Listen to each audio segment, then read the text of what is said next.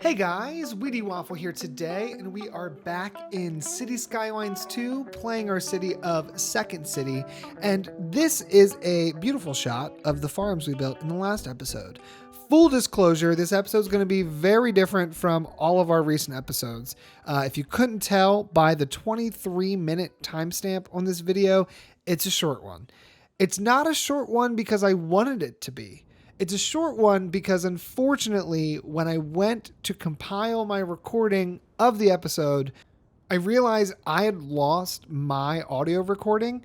So unfortunately, I just have a bunch of gameplay footage with in-game sound, but none of my words, which is difficult to replicate after recording for about 2 hours. So here's what we're going to do today. It's going to be a little bit different than normal. Bear with me. I've already fixed the audio for next week. But I made the genius decision to save this game save over top of my backup game save because I was just feeling real confident today. I usually keep 2 saves of every game. One is the save for the actual episode. One's the backup in case something catastrophic happens. Well, today I saved over both of those. And in doing that, the catastrophic thing happened and I can't just revert back to last week's episode. So what we're going to do today, I'm going to jump into a music-based time-lapse to show you a highway interchange build that we do, connecting our main downtown area over to the old Orson Farms section. Then, once that's over, we're going to stay in the time-lapse speed, but I'm going to voice over a number of things we do, including some cargo lines, some subway lines, some road layouts, and some connections for our airport. So thanks for hanging in with me. I'm sorry this is how this episode is structured, but we're trying to make the best of a crappy situation, and this is the solution I came up with. Let's jump in to the highway build. Oh, hi, Lorelei. My dog is going to join me for this. This is going to be quite interesting.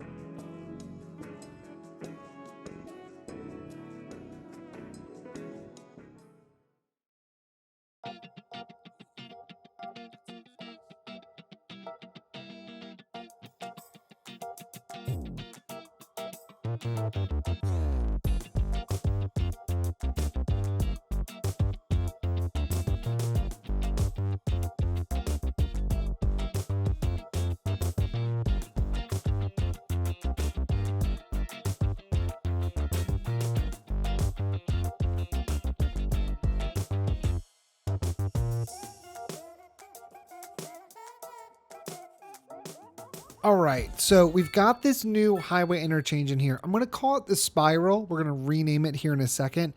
But you are able to get from every direction and go straight, left, or right, which is amazing. And I'm really pumped because now if you're on the highway going to the left of the screen right now, so you're starting on the right by Brightwater going down towards Denny Ridge, as you come down that highway, you can take one of these exits and easily get off onto the front street that we have, that avenue there at the front. So it's increased the connectivity. It does look a little sus. Let's be real. It's not the most perfect interchange, but I think it's quirky and cute, and I like it for that reason. I'm also not going to go reload a whole new save game and rebuild it because this took 45 minutes.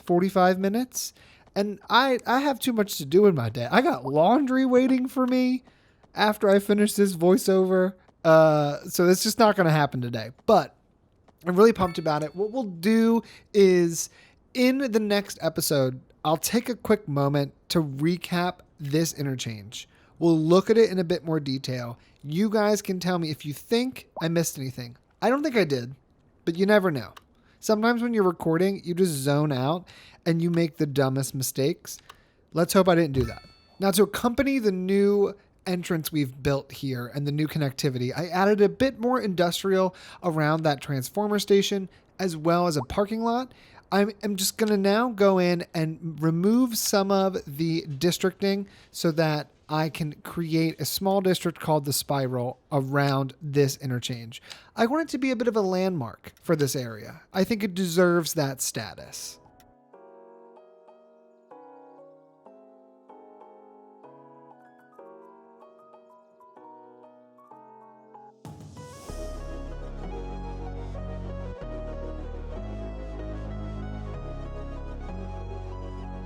All right, and there she is, the Spiral, our newest highway expansion for the city.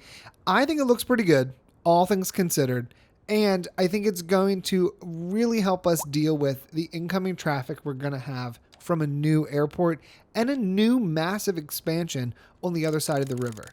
Quickly, I'm going to go through, I'm going to just tighten up some of this terraforming. I'm going to add in some more trees, make it feel a little bit more intentional, and let there are things around it that have been growing and it just feels established. And then we'll jump into the next build.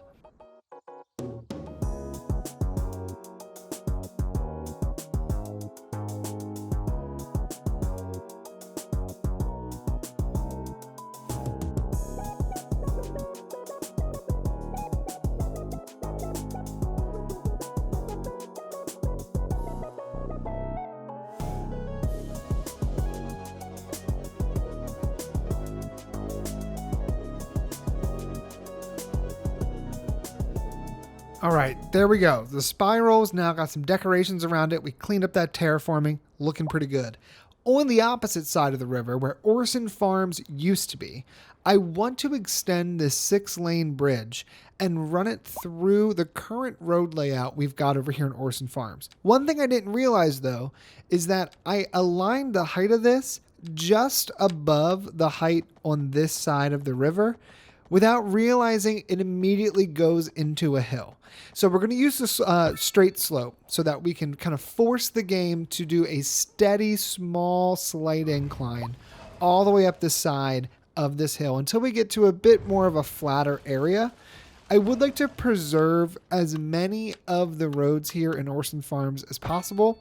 I do delete a few of them or slightly nudge them over later, but for now, this is just to kind of get this main arterial set up so that we have access to this side of the river from a much quicker location than going all the way down into, I think it's called Alexandria. I cannot remember all of the names in our city, but some of the other parts of our city that are a bit further away and a little bit more disconnected from this area. Now, looking at the map, there's only a few locations we can fit the airport. And one of the things I did in this episode, which we're going to kind of gloss through pretty quickly, was that I decided, why don't we just try to build the international airport? We can afford it. We can afford the land we need. Let's unlock both the airport and the international airport, and let's just see what it would look like. Like, we didn't build one in the last city we built, which I'm blanking on the name. But the reason we didn't build it is because it's freaking massive. Look at the size of this international airport. After terraforming the land to absolute crap, and then realizing that this is being positioned in a way that the airplanes would have to contend with the mountains on their descent and on their takeoff, it didn't work. We're going to scrap the international airport idea. It's also just so big, it dwarfs the rest of our entire city. So for now, we're going to switch this up. Let's instead just build the regular airport. I give it all the bells and whistles. It has 3 upgrades. One of them allows for cargo, one of them allows for restaurants, and one of them allows for like a business class area for travelers for business. So I build this out and we place an avenue in front of it. Now, in the future, one of our expansion goals I think I have in my mind is that the highway along the coast all the way down by Keats Industrial Port would eventually cut through kind of all the areas and suburbs that we have not yet built, and it would connect up directly to the airport and then cross over the river and connect to the highway we're building across right now. We're not anywhere near doing that yet, and I don't like building too much large-scale infrastructure without seeing how the rest of the city is building out. So for now, we're just going to do an avenue. We'll connect that up into our 6-lane roads, and we'll adjust that as we continue to expand closer to the airport. Because we were able to add the cargo train addition to this, I went ahead and connected that cargo train, which totally by accident, but it's facing the direction of our other train line, which just made all this so easy. And I made 2 new cargo lines. One that's going from the airport all the way over across the river to the industrial cargo terminal that's right next to off screen here. And then it goes all the way down to Keats Industrial Port on the coast. The second one goes from the airport all the way around this town here that we just built, I believe the town of Summer, and it goes over to the nuclear power plant. Between the 2 of those, I think we've got more than enough coverage for our industrial. And then I realized our cargo. And then I realized I could not handle having so much of the train tracks elevated. There's no reason the train tracks need to be that elevated. But realizing that I had no problem changing the terrain to see if I could fit the international airport, I thought, why don't I just raise the terrain around the train tracks so that they can stay on the ground for pretty much the entire duration of their run, which makes a lot more sense. We also got to use that new truss bridge that came with the update just before the summertime.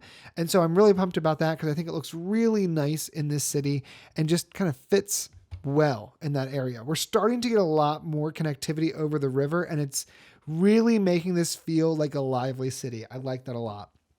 Now, for the airport lines themselves, we've got a number of connections. So for the cargo, I did 1 connection from our airport directly to each of the other 3 towns. So those are 3 cargo lines that go from our airport out to the 3 different towns, taking the cargo that we produce and shipping it off to the other locations on this like world map. Then for the passengers, I made 4 lines.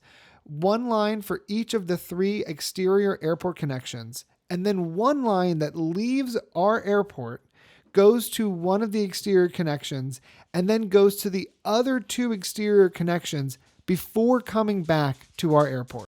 Now, do I know if that's going to do anything? No, I have absolutely no idea. And the game didn't run long enough for me to test out if 1 line was better for performing than the other. But all around, I'm happy with it. And I'm looking forward to seeing how this works as we continue expanding towards that airport. We now kind of have a new goal of what we want to start reaching towards, which is the airport area. Now, before we go any further, I realized that I need to get people to the airport some other way besides just taking taxis. And I wanted to consider either doing the regional rail or doing a subway.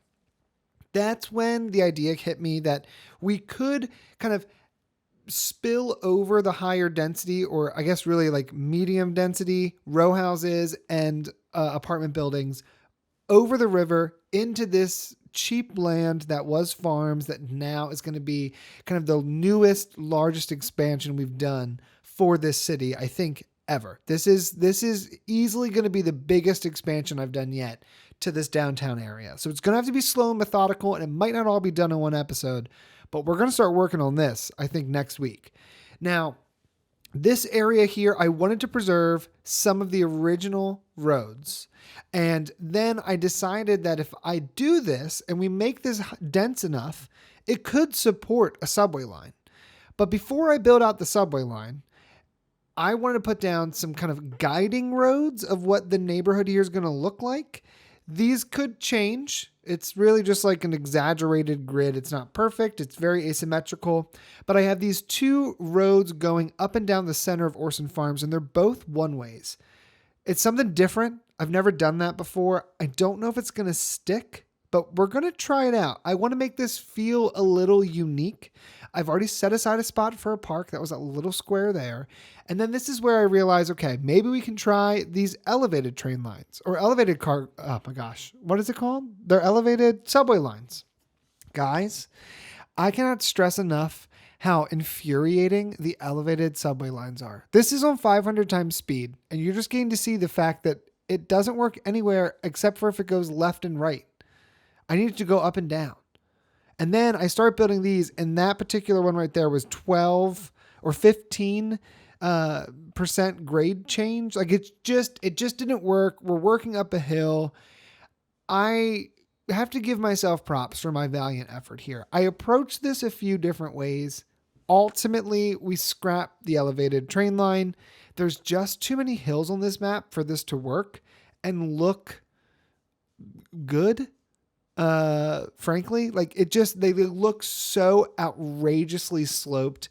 We couldn't get by. So instead, I end up getting rid of this small section, and we do all of the subway lines underground.